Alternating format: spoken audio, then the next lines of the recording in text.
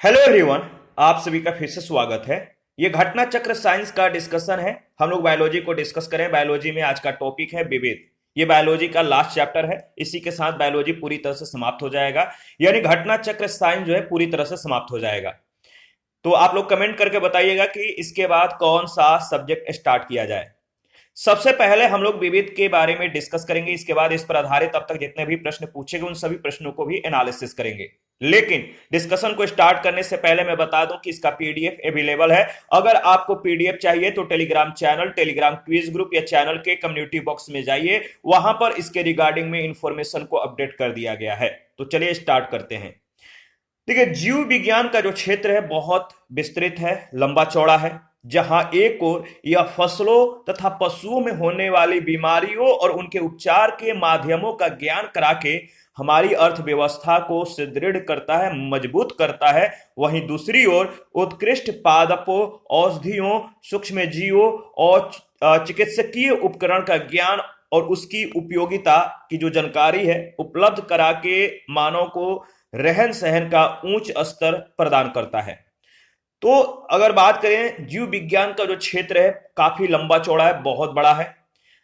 इसमें जो है इसके तहत फसल और पशुओं में होने वाली बीमारी, उनके उपचार, ठीक है, ये सभी इसके तहत हम लोग जो है अध्ययन करते हैं, ज्ञान प्राप्त करते हैं और अपनी अर्थव्यवस्था को काफी मजबूत करते हैं।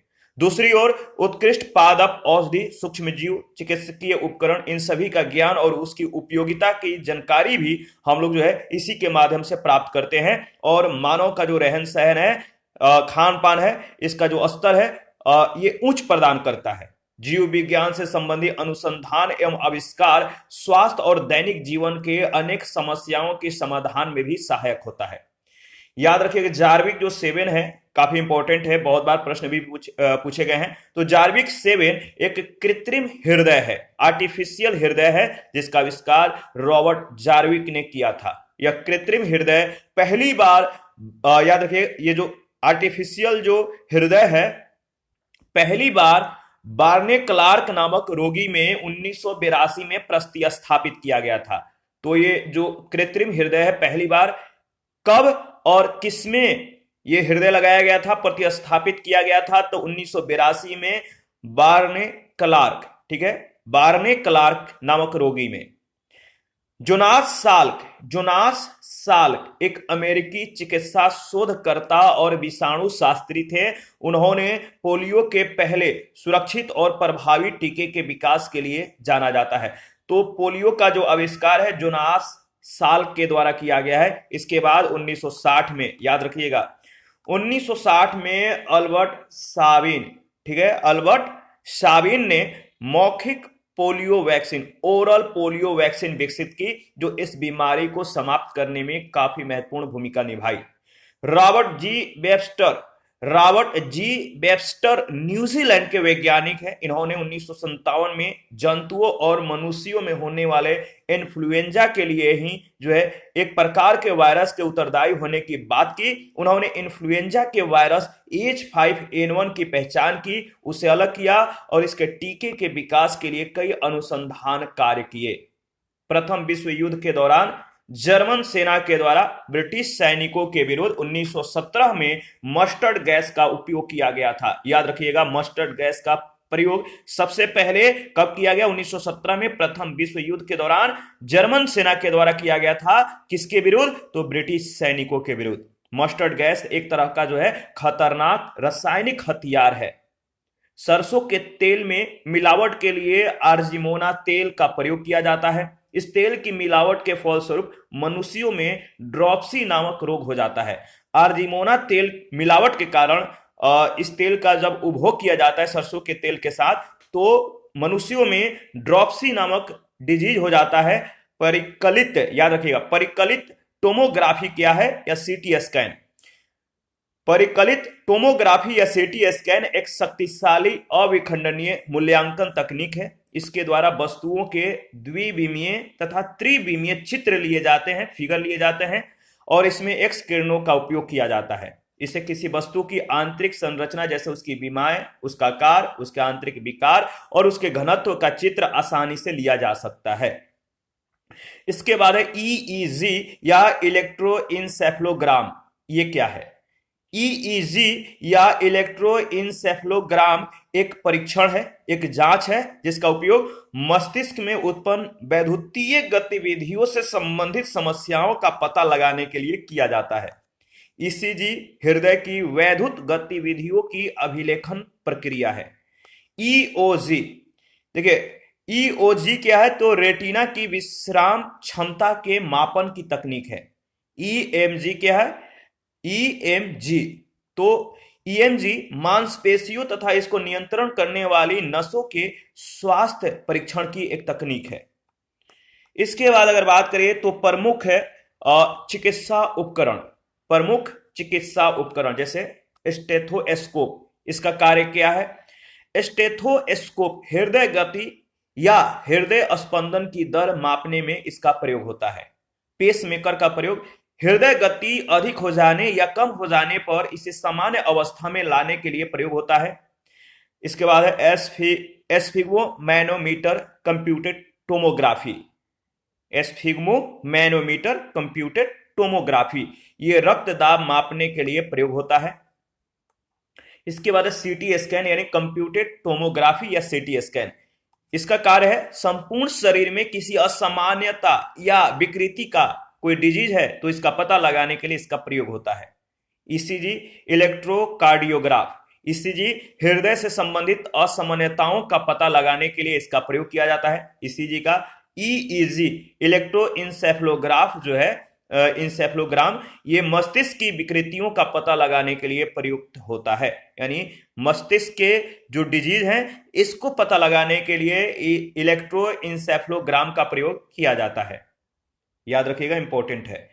इसके बाद है अगर बात करें तो देखिए नेक्स्ट है ऑटो एनालाइजर। ऑटो एनालाइजर ये क्या करता है?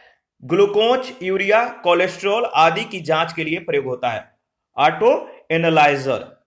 मैग्नेटिक रेजोनेंस इमेजिंग क्या है? एमआरआई ये संपूर्ण शरीर या अंगों में असामान्यता या विकृति का पूर्णतः जो है सही पता लगाने के लिए प्रयोग होता है। ऑडियोग्राम। ऑडियोग्राम क्या है? तो ऑडियोग्राम कान से संबंधित है। यह एक ग्राफ है जो व्यक्ति के सुनने की क्षमता का जो है विस्तृत विवरण देता है। मेमोग्राम क्या है? मेमोग्राम वक्ष से संबंधित है। इसमें एक्स किरणों के द्वारा स्तन चित्रण किया जाता है जिससे विभिन्न रोगों मुख्यतः स्तन कैंसर की जानकारी मिलती है। इसके बाद है एंडोस्कोप। एंडोस्कोप नामक यंत्र के द्वारा मानव शरीर के भीतरी भाग में रोगों की पहचान की जाती है। कार्डियोग्राफ हृदय के गति को अभियंत्रित करने वाला एक उपकरण है। केस्कोग्राफ पौधों की वृद्धि मापने वाला एक उपकरण है। इसका विकास 20वीं शताब्दी में डॉक्टर जगदीश चंद्र बसु ने किया था। याद रखिए, केस्कोग्राफ पौधों के वृद्धि मापने वाला एक उपकरण है और इसका विकास किसने किया था? डॉक्टर जगदीश चंद्र बसु। ट्रेप्टालेजिया। ट्रेप्टालेजिया क्या है?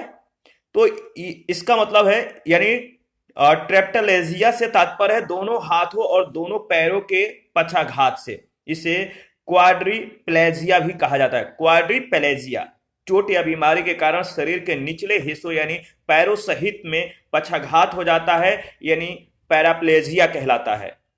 इलेक्ट्रॉन किरण चिकित्सा। इलेक्ट्रॉन बीम थेरेपी ये एक प्रकार की बाह्य रेडियोथेरेपी है जिसका प्रयोग विशेष प्रकार के कैंसर के इलाज में किया जाता है। जो दंत या डेंटिस्ट जो होते हैं, दंत विशेषज्ञ, ये अवतल दर्पण का उपयोग करते हैं, यानी नतोदर शीशे का प्रयोग करते हैं। अवतल दर्पण।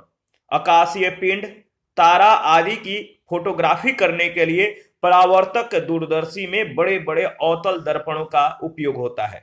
कान, नाक, ठीक है, और गले के आंतरिक भागों के जांच के लिए भी इनका उपयोग होता है अवतल दर्पण का। काफी इंपॉर्टेंट है, याद रखिएगा। कार्डियोलॉजिस्ट। कार्डियोलॉजिस्ट हृदय रोग विशेषज्ञ होता है। नेफ्रोलॉजिस्ट। नेफ्रोलॉजिस्ट गुर्दे से संबंधित, याद रखिए, गुर्दे से संबंधित रोगों का विशेषज्ञ होता है। और यूरोलॉजिस्ट। यूरोलॉजिस्ट नर तथा मादा मूत्र नलिका की समस्याओं का विशेषज्ञ होता है। आकुलिस्ट। आकुलिस्ट कौन होता है? तो नेत्र संबंधी रोगों का इलाज करता है। अल्ट्रासाउंड तकनीक, अल्ट्रासोनिक्स, इसके द्वारा भ्रूणीय वृद्धि को जो है मापा जाता है। इसके बाद है lines Karl Paling. Lines Karl Paling इसका कैंसर तथा विटामिन सी के शोधकर्ताओं या शोध कार्य में जो है महत्वपूर्ण योगदान होता है। लाइनस कार्ल पॉलिंग का कैंसर और विटामिन सी के रिसर्च में महत्वपूर्ण योगदान होता है। इन्होंने भौतिकी, रसायन और जीव विज्ञान के क्षेत्र में बृहद जो है शोध कार्य किया है। इनकी उपलब्धि स्तर जो है या इनकी उपलब्धि पर 1954 और 1962 का रसायन शास्त्र और शांति का नोबेल पुरस्कार जो है दिया गया, प्रदान किया गया है। इसके बाद देखिए, अगर बात करें तो मधुमक्खी एक सामाजिक कीट है। मधुमक्खी सामाजिक कीट है। ये बारूदी सुरंगों का पता लगाने में काफी मददगार होती हैं। मधुमक्खी के एक छत्ते या कॉलोनी में एक रानी मक्खी होती है, कुछ नर मक्खियां या ड्रोन्स और ढेर सारे श्रमिक मक्खियां होती हैं, वर्कर्स होती हैं। इनके छत्तों में हमें शहद और मोम की प्राप्ति होती है। मधुमक्खियों की औसत गति सामान्यतः 15 से 20 मील प्रति घंटा यानी 21 से 28 किलोमीटर प्रति घंटा होती है लगभग। मधुमक्खी के छत्ते की एक विशिष्ट गंध होती है जिसके द्वारा कॉलोनी के सदस्य एक दूसरे को पहचानते हैं। कार्ल वान फ्रिस, याद रखिए, कार्ल वान फ्रिस ये ऑस्ट्रिया के जंतु वैज्ञानिक थे। कार्ल वान फ्रिस जंतु वैज्ञानिक थे ऑस्ट्रिया के। उन्होंने मधुमक्खियों में संचार यानी कम्युनिकेशन का विस्तृत अध्ययन किया और व्याख्या करने में सफलता प्राप्त की, और इस सफलता के लिए उन्हें 1973 का नोबेल पुरस्कार भी दिया गया। उन्होंने बताया कि मधुमक्खियां दो विशेष प्रकार की नर्तक या नाच, गोल तथा द्रुम दोलनी नाच के द्वारा छत्ते से भोजन के स्रोत की दूरी की सूचना देती हैं। एक गोल और दूसरा द्रुम दोलनी, दो तरह के नाच करती हैं, एक गोल और दूसरा द्रुम दोलनी नाच। और इन दोनों मतलब की प्रक्रियाओं से छत्ते से भोजन की जो दूरी है, स्रोत की जो दूरी है, इसकी सूचना देती हैं।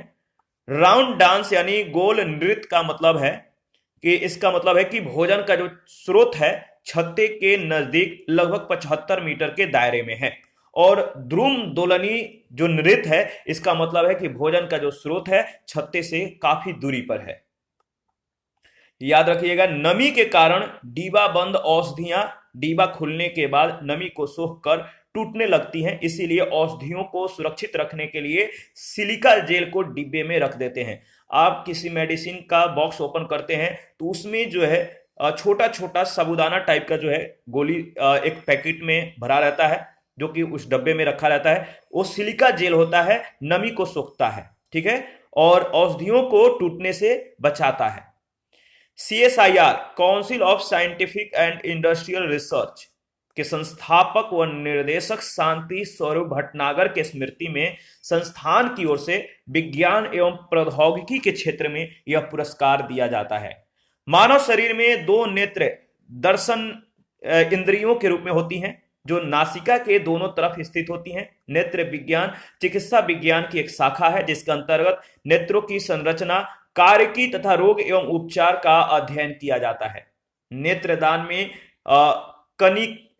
नेत्रदान में कनिनिका या कॉर्निया का प्रत्यारोपण किया जाता है। डॉक्टर क्रिश्चियन बर्नार्ड दक्षिण अफ्रीका के एक प्रसिद्ध सर्जन थे। इन्होंने मानव हृदय का पहला सफलतापूर्वक जो है प्रतिस्थापन या प्रत्यारोपण किया था।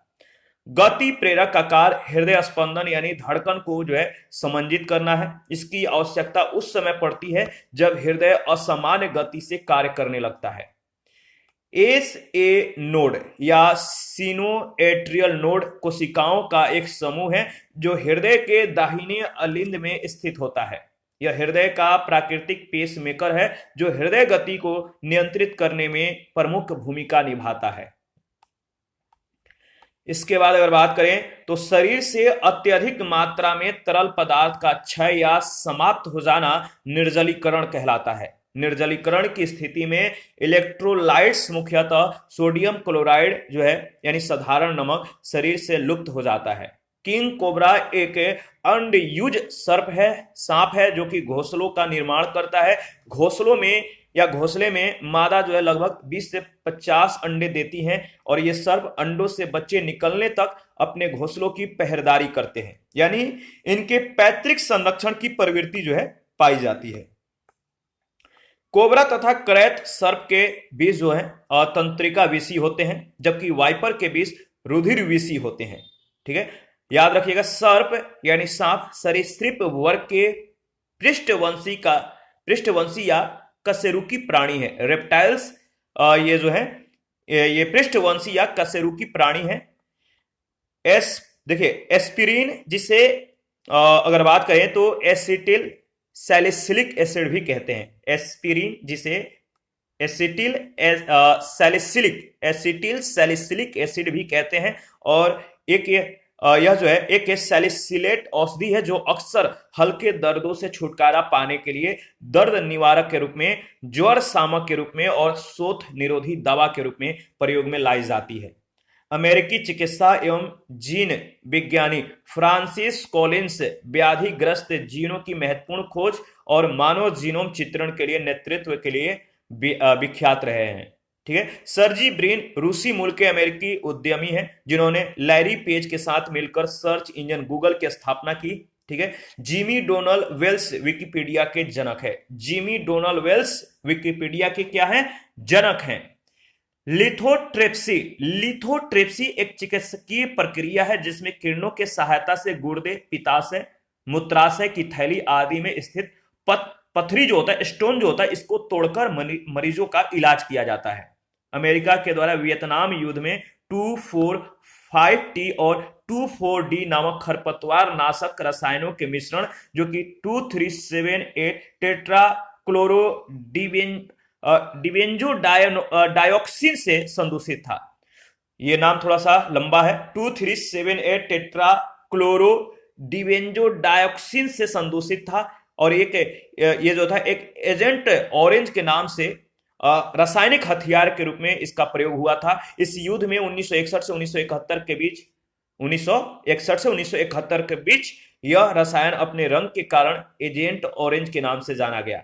वियतनाम में यहां के निवासियों तथा युद्धरत अमेरिकी सेना पर भी इसके हानिकारक पर्यावरणीय प्रभाव पड़े। निष्पत्रक के रूप में प्रयुक्त डायोक्सिन एक जो है निर्दिष्ट विभत्स पदार्थ है जो कि अत्यंत ही खतरनाक होता है। इसके प्रभाव से मनुष्यों में कैंसर, गर्भस्राव और जन्मजात शरीर वैकल्य हो जाते हैं, विकलांग हो जाते हैं। अपर्दन चक्र के बारे में अगर बात करें तो इसको विलियम मॉरिस डेविस नामक वैज्ञानिक ने परिवर्तित किया था। अपर्दन चक्र को मृदा अपर्दन, जिसमें तेज वायु, तेज बहते जल इत्यादि से मिट्टी की ऊपरी उपजाऊ सतह अपने स्थान से हट जाती है, जो कृषि के लिए अत्यंत ही हानिकारक है। भारत में उपजाऊ भूमि का काफी भाग मृदा अपर्दन के कारण प्रतिवर्ष बुरी तरह जो है प्रभावित हो जाता है। तितलियां अगर बात करें तो याद रखिएगा, तितलियां कई पुष्पीय पौधों के परागण में महत्वपूर्ण भूमिका निभाती हैं, अतः इनकी संख्या में गिरावट, ठीक है, इनके संख्या में गिरावट से पौधों के परागण पर प्रतिकूल प्रभाव पड़ सकता है। तितलियां खाद्य श्रृंखला में निम्न सदस्य यानी लोअर मेंबर के रूप में कार्य करती हैं। यह बड़े, मकड़ी, पंछी, मेढक, सर्प इत्यादि का भोजन है। अतः तितलियों की संख्या में गिरावट से इस खाद्य श्रृंखला पर भी प्रतिकूल प्रभाव पड़ सकता है। मकड़ी, बड़े, पंछी, मेढक, सर्प इत्यादि में इन सभी की संख्याओं में गिरावट जो है हो सकती है। इसके बाद यूट्रोफिकेशन क्या है? यूट्रोफिकेशन अगर बात करें, यूट्रोफिकेशन वह प्रक्रिया है जिसके द्वारा किसी जलाशय में पोषक तत्वों का सांद्रण उच्च स्तर पर पहुंच जाता है, यानी पोषक तत्व जो है काफी मात्रा में बढ़ जाते हैं। विशेषकर फास्फेटो एवं नाइट्रेटो की संख्या या सांद्रता जो है बढ़ जाती है और इनसे जलाशय में शैवालों की वृद्धि उत्प्रेरित होती है। यूट्रोफिकेशन प्राकृतिक और मानवीय दोनों तरीकों से हो सकता है। जैव ऑक्सीजन मांग, बायोलॉजिकल ऑक्सीजन डिमांड यानी बीओडी, जल प्रदूषण मापने की यह मुख्य इकाई है। कार्बनिक एवं अकार्बनिक अपशिष्ट अपघटित होने के लिए जल निकायों में घुलनशील ऑक्सीजन का उपयोग करते हैं, जिससे जल में घुलनशील ऑक्सीजन की मात्रा घट जाती है। घुलनशील ऑक्सीजन की मात्रा घट जाने से उसकी मांग बढ़ जाती है। बीओडी का अधिक होना जल के संक्रमित होने को दर्शाता है। ऑक्सीजन की मांग का बढ़ते अपशिष्ट की मात्रा से सीधा संबंध है। इस सीमांक को जैव ऑक्सीजन मांग कहते हैं, बीओडी कहते हैं। जहां उच्च बीओडी है वहां निम्न जो है घुली ऑक्सीजन होगा, ठीक है, डिजोल्व ऑक्सीजन होगा, डीओ होगा। तो बीओडी का जो संबंध है डीओ के व्युत्क्रमानुपाती होता है। देखिए, यूरेनियम लेड विधि के द्वारा सौर प्राचीन सेल समूह की आयु यानी एज आंकी जाती है। किसके द्वारा? तो सेल यानी जो पत्थर होते हैं, प्राचीन पत्थर, प्राचीन जो स्थलाकृति हैं, इनके आयु की अगर बात हो तो इनके आयु का पता कैसे लगाया जाता है? यूरेनियम लेड विधि के द्वारा, ठीक है। कार्बन डेटिंग के द्वारा जीवाश्मों और मृत पेड़ पौधों आदि की आयु का अंकन किया जाता है, पता लगाया जाता है। वृक्ष की आयु इसमें मौजूद वार्षिक वलयों या वृद्धि वलयों को गिनकर ज्ञात की जाती है, जो कि वलय के रूप में पौधों के तनों में यानी स्टेम्स में पाए जाते हैं। प्रत्येक वार्षिक वलय एक वर्ष के वृद्धि को संकेत करता है। अस्पाइरोगाइरा एक शैवाल है जिसमें क्लोरोफिल पाया जाता है, अतः यह प्रकाश संश्लेषण की क्रिया के द्वारा अपना भोजन स्वयं बनाता है। इसे पॉन्ड सिल्क भी कहा जाता है, तालाबों का रेशम भी कहा जाता है, क्योंकि यह तालाब में अक्सर देखा जाता है। यह बहुत तेजी से विकसित होता है, अतः कुछ ही समय में पूरे तालाब में इसका फैलाव हो जाता है और तालाब का पानी जो है हरा दिखाई देने लगता है। अस्पाइरोगाइरा मुख्यतः स्थिर या गतिहीन स्वच्छ जल में पाया जाता है, जबकि यूलोथ्रिक्स मुख्यतः मंद गति से बहने वाले स्वच्छ जल में पाया जाता है। गिरगिट एक सरीसृप जंतु है जिसकी आंख की विशेषता होती है कि एक ही समय में एक आंख से आगे की ओर और दूसरी आंख से पीछे की ओर देख सकता है। इसके अलावा यह अपने आवश्यकता अनुसार शरीर की त्वचा का रंग भी बदलने में सक्षम होता है। आगे बढ़ते हैं। इसके बाद अगर बात करें तो समुद्रीय प्रकृति में बहुत से जीव और कीट स्वयं प्रकाश उत्पन्न करते हैं।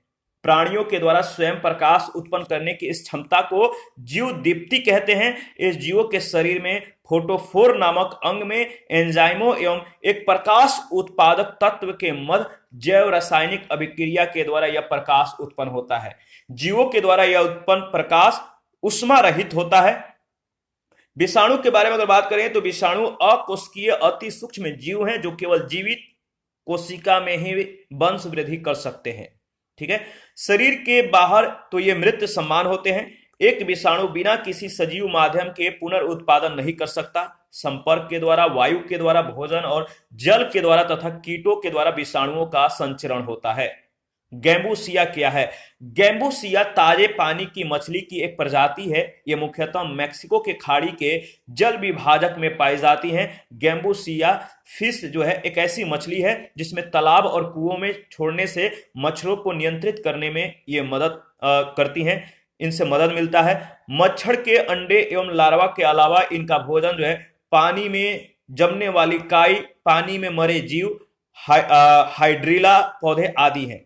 3-5 सेंटीमीटर लंबी यह मछली मच्छर के अंडे एवं लार्वा का भक्षण करके लोगों को डेंगू और मलेरिया जैसे घातक बीमारियों से बचाने में मददगार हैं।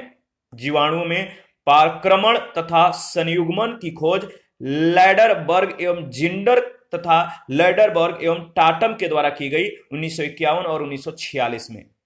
यौन सहलग्न वंशागति की स्थापना मॉर्गन के द्वारा, ई कोलाई से डीएनए पॉलीमरेज का वियोजन कार्नबर्ग के द्वारा और संपूर्ण आनुवांशिक कूट यानी जेनेटिक कोड की स्थापना भारतीय मूल के अमेरिकी वैज्ञानिक डॉक्टर हरविंद खुराना के द्वारा की गई थी। याद रखिएगा। प्रमुख दिवस और दिन के बारे में अगर बात करें तो 21 जून को अंतर्राष्ट्रीय योग दिवस मनाया जाता है। बहुत बार पूछा गया, याद रखिएगा। 21 जून को अंतर्राष्ट्रीय योग दिवस, 25 अप्रैल को विश्व मलेरिया दिवस, ठीक है। 24 मार्च को विश्व तपेदिक दिवस, 5 जून को विश्व पर्यावरण दिवस मनाया जाता है। 16 अक्टूबर को विश्व खाद्य दिवस मनाया जाता है। 4 अक्टूबर को विश्व पशु दिवस। 16 सितंबर को, याद रखिएगा, काफी महत्वपूर्ण है, बहुत बार पूछा गया, 16 सितंबर को विश्व ओजोन दिवस। जनवरी का अंतिम जो रविवार होता है उस रविवार को विश्व कुष्ठ रोग दिवस मनाते हैं। 14 नवंबर को विश्व मधुमेह दिवस। 1 दिसंबर को विश्व एड्स दिवस। याद रखिएगा। क्या क्या याद रखना है जो काफी इंपॉर्टेंट है, जैसे अंतर्राष्ट्रीय योग दिवस, पर्यावरण दिवस, ठीक है। इसके बाद विश्व ओजोन दिवस, विश्व एड्स दिवस, ये सभी याद रखिएगा। 21 सितंबर को विश्व अल्जाइमर दिवस, 7 अप्रैल को विश्व स्वास्थ्य दिवस और 8 मई को विश्व थैलेसीमिया दिवस। इसके बाद 24 अक्टूबर को विश्व पोलियो दिवस, विश्व गठिया दिवस कब मनाया जाता है? 12 अक्टूबर को, और 10 अक्टूबर को विश्व मानसिक स्वास्थ्य दिवस। विभिन्न कृषि क्रांतियां व संबंधित क्षेत्र, विभिन्न कृषि क्रांतियां व संबंधित क्षेत्र, जैसे हरित क्रांति का जो संबंध है खाद्यान्न उत्पादन से है, हरित क्रांति खाद्यान्न उत्पादन। श्वेत क्रांति का संबंध दुग्ध एवं दुग्ध उत्पाद से है। पीली क्रांति या पीत क्रांति का संबंध तिलहन उत्पादन से है। नीली क्रांति का संबंध मत्स्य उत्पादन से है। गुलाबी क्रांति का संबंध झींगा उत्पादन से है। काली क्रांति का संबंध पेट्रोलियम उत्पादन से है। रजत क्रांति का संबंध अंडा एवं पोल्ट्री उत्पादन से है। लाल क्रांति का संबंध मांस और टमाटर का उत्पादन से है। गोल क्रांति का संबंध आलू उत्पादन से है। और भूरी यानी ग्रे क्रांति का संबंध उर्वरक उत्पादन से है। इसको रट जाइएगा, यहां से अक्सर प्रश्न पूछे जाते हैं। कुछ संस्थान और केंद्र हैं, तो आपको याद रखना है कि कौन सा संस्थान या केंद्र कहां पर स्थित है। जैसे राष्ट्रीय प्रतिरक्षा विज्ञान संस्थान नई दिल्ली में है। राष्ट्रीय कोशिका विज्ञान केंद्र महाराष्ट्र के पुणे में है। डीएनए फिंगरप्रिंटिंग तथा नैदानिकी केंद्र हैदराबाद तेलंगाना में है। राष्ट्रीय पादप जीनोम अनुसंधान संस्थान नई दिल्ली में है। राष्ट्रीय मस्तिष्क अनुसंधान संस्थान मानेसर गुरुग्राम हरियाणा में है। जैव संसाधन और अस्थायी विकास संस्थान मणिपुर इम्फाल, याद रखिएगा। राष्ट्रीय विषाणु विज्ञान संस्थान पुणे महाराष्ट्र। जीव विज्ञान संस्थान भुवनेश्वर उड़ीसा। राष्ट्रीय जीव विज्ञान केंद्र बंगलुरु कर्नाटक। बीरबल साहनी वनस्पति विज्ञान संस्थान लखनऊ यूपी। राष्ट्रीय चिकित्सा विज्ञान अकादमी नई दिल्ली। वन आनुवांशिकी तथा वृक्ष प्रजनन संस्थान कोयंबटूर तमिलनाडु। सूक्ष्म जीवी प्रौद्योगिकी संस्थान चंडीगढ़। केंद्रीय औषधि एवं सुरभि पादप संस्थान लखनऊ। राष्ट्रीय दृष्टिहीन संस्थान देहरादून। राष्ट्रीय अस्थि रोग विकलांग संस्थान कोलकाता। अली यावर जंग राष्ट्रीय मुख एवं बाधिर संस्थान मुंबई। राष्ट्रीय मानसिक विकलांग संस्थान Secunderabad. National botanical research institute Lucknow, याद रखिएगा, काफी महत्वपूर्ण है। ठीक है, एक दो बार आप इसको रिवाइज कर लीजिएगा। इसके बाद अगर बात करें तो राष्ट्रीय पादप आनुवांशिक संस्थान ब्यूरो नई Delhi. Indian institute of sugar technology Kanpur. भारतीय पशु चिकित्सा विज्ञान अनुसंधान संस्थान Izzatnagar Bareilly Uttar Pradesh. Central drugs research institute Lucknow. केंद्रीय चावल शोध संस्थान कटक। भारतीय सब्जी अनुसंधान संस्थान वाराणसी।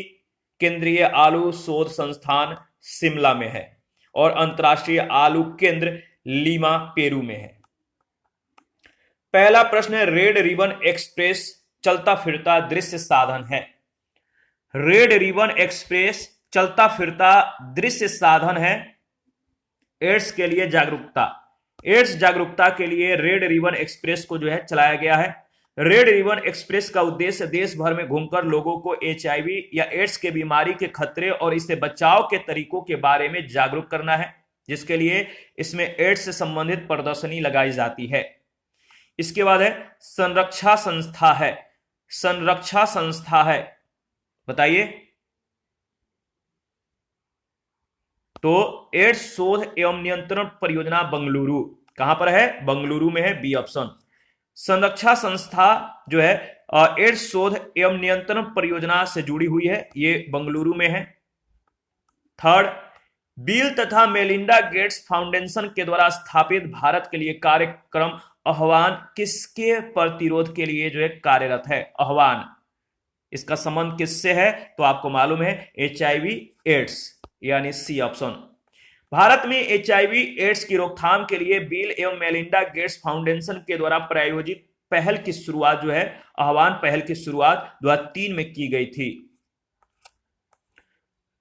4 नंबर है, नाको एक ऐसी संस्था है जिसका संबंध है, नाको एक ऐसी संस्था है जिसका संबंध एड्स से है, यानी एड्स, सी ऑप्शन।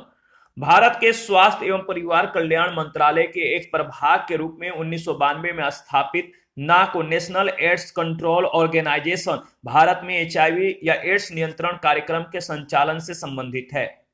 5, केंद्र सरकार का मिशन इंद्रधनुष किससे संबंधित है? मिशन इंद्रधनुष का जो संबंध है किससे है, तो याद रखिएगा 7 टीका निवारणीय रोगों के खिलाफ बच्चों का टीकाकरण से, यानी बी ऑप्शन इसका सही जवाब है। 25 दिसंबर 2014 को भारत सरकार के स्वास्थ्य एवं परिवार कल्याण मंत्रालय ने 25 दिसंबर 2014 को मिशन इंद्रधनुष कार्यक्रम की शुरुआत की थी। यह कार्यक्रम बच्चों और गर्भवती महिलाओं के टीकाकरण से संबंधित है। इसके तहत उन सभी बच्चों तथा गर्भवती महिलाओं का टीकाकरण करना शामिल है जिन्हें टीके नहीं लगे हैं अथवा उनका आंशिक टीकाकरण हुआ है। इस अभियान के तहत मुख्यतः डिप्थीरिया, काली खांसी, हेपेटाइटिस बी, खसरा, पोलियो, टीबी और टिटनेस के टीके शामिल हैं। 6 नंबर है, भारत सरकार के द्वारा प्रारंभ किया गया मिशन इंद्रधनुष कार्यक्रम किससे संबंधित है? भारत सरकार के द्वारा प्रारंभ किया गया मिशन इंद्रधनुष का जो संबंध है किससे है, तो याद रखिएगा सही जवाब है बच्चों के टीकाकरण से, बी ऑप्शन बिल्कुल करेक्ट ऑप्शन है। 7, भारत में मिशन इंद्रधनुष किससे संबंधित है? तो बताइए, भारत में मिशन इंद्रधनुष जो अभियान है किससे संबंधित है? इसका सही जवाब क्या होगा? तो इसका सही जवाब हो जाएगा, इसका जो संबंध है बच्चों के टीकाकरण से, बच्चों के टीकाकरण से, ध्यान रखिएगा। इसके बाद प्रश्न संख्या 8 है, सूची 1 सूची 2 को मिलान करना है। ठीक है, एक तरफ कार्यक्रम, दूसरे तरफ प्रारंभ वर्ष दिया गया है। जैसे अंधत्व नियंत्रण के लिए राष्ट्रीय कार्यक्रम की शुरुआत कब हुई थी? तो याद रखिएगा 1976 में। और समन्वित बाल विकास योजना का शुभारंभ कब हुआ था? 1975 में। और राष्ट्रीय कुष्ठ निवारण कार्यक्रम, राष्ट्रीय कुष्ठ निवारण कार्यक्रम 1983 में। और राष्ट्रीय ग्रामीण स्वास्थ्य मिशन कब शुरू की गई थी? 2005 में। यानी इसका सही जवाब हो जाएगा ऑप्शन सी। ठीक है, याद रखिएगा। दोबारा से रिवाइज करें तो अंधत्व नियंत्रण के लिए राष्ट्रीय कार्यक्रम 1976, समन्वित बाल विकास योजना 1975, राष्ट्रीय कुष्ठ निवारण कार्यक्रम 1983, राष्ट्रीय ग्रामीण स्वास्थ्य मिशन 2005। 9 नंबर है, राष्ट्रीय परिवार स्वास्थ्य सर्वेक्षण जो है 5 सम्मिलित नहीं करता है किसको? इसमें से किस रोग को सम्मिलित नहीं करता है? तो याद रखिएगा राष्ट्रीय परिवार स्वास्थ्य सर्वेक्षण 5 सम्मिलित नहीं करता है, वह एचआईवी परीक्षण को, यानी सी ऑप्शन। राष्ट्रीय स्वास्थ्य सर्वेक्षण 5 के कार्य क्षेत्र जो है स्कोप में विस्तार करके इसमें मधुमेह, उच्च रक्तचाप को शामिल किया गया है। NFHS 5 के पुनर्गठन के माध्यम से उसमें स्कूल पूर्व शिक्षा, मृत्यु का पंजीकरण इत्यादि भी सम्मिलित किया गया है, जबकि एचआईवी परीक्षण को NFHS 5 में स्थान नहीं मिला है। इसके बाद प्रश्न संख्या 10, निम्नलिखित में से कौन सा सरसों के तेल में सामान्यतः मिलावट के लिए प्रयोग करते हैं? सरसों के तेल में किसका मिलावट होता है? तो याद रखिएगा सही जवाब है पोस्ता के बीज, यानी बी ऑप्शन। सरसों के तेल में मिलावट के लिए आर्जिमोना तेल का प्रयोग किया जाता है। आर्जिमोना मैक्सिकाना मैक्सिको में पाई जाने वाली पोस्तों की एक प्रजाति है। सरसों के तेल में इस तेल के मिलावट के फलस्वरूप ड्रॉप्सी नामक महामारी जो है फैल सकती है।